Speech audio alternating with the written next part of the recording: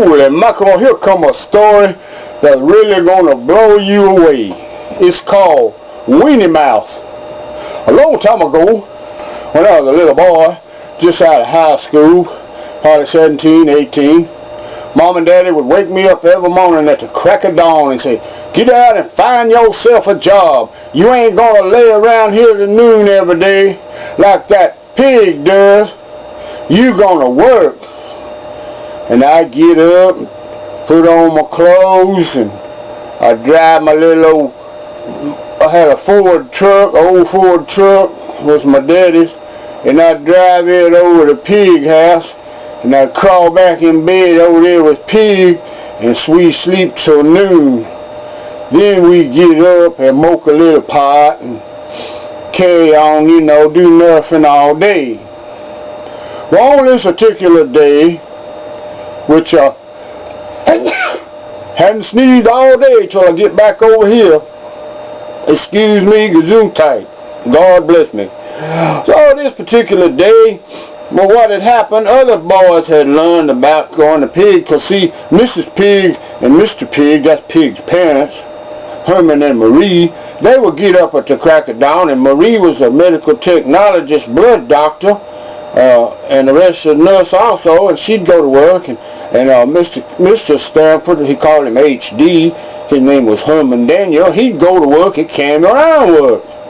Well, Norman Vance Burns, alias Heatho, or the Heathen, also Coach Clown we called him, he lived right across the street on the next block from Pig, and then a few blocks away the beat, Ricky Moore, the one he did too. Ricky Moore did. He came over there, you know, and Pig is dead. God bless him. But anyway, this particular day, here come Vance, Norman Vance Burns, and Richard Earl Moore, alias the Beat, and we was all four over there. We smoked a little pot and everything, and about 9 o'clock, old Norman, old Coach Clown, he's on the couch there, and he passes out.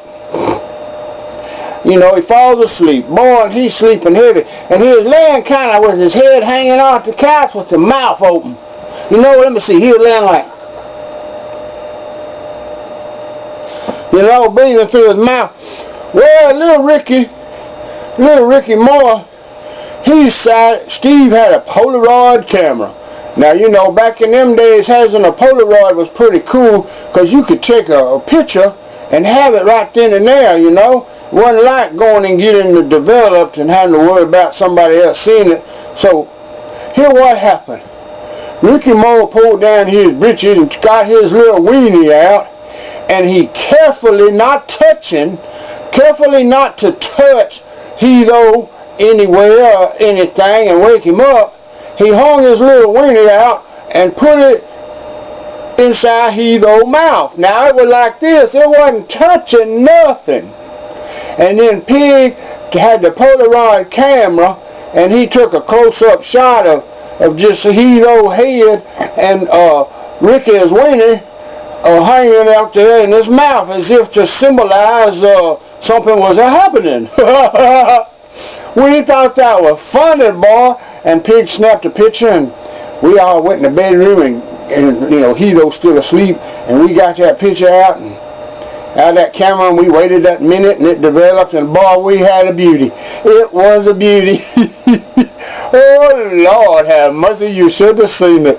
It was hilariously funny, and we'd look at it and snicker and try not to laugh, because then Heatho would wake up and won't know what we'd laughing at. And so, Pig hid the picture in his room, you know, underneath his socks or something. Well, by golly, one day me and Beat come wandering in Pig's house, and Pig's there, and Miss Pig was home, Miss Pig Mama, Willie Marie, and she says, "I want to talk to you boys." And she looked real concerned. She looked real concerned. We said, "Oh, wonder what it is." You know, we had done so much, we thought maybe she found some grass, or maybe she found some pills, maybe she found some needles, or maybe she counted her Valium and half of them were missing or something, you know, because we was always hanging out there getting into stuff. So, she says, y'all come in, sit down. And we had to go in there at the kitchen table, me, the beet, and the pig.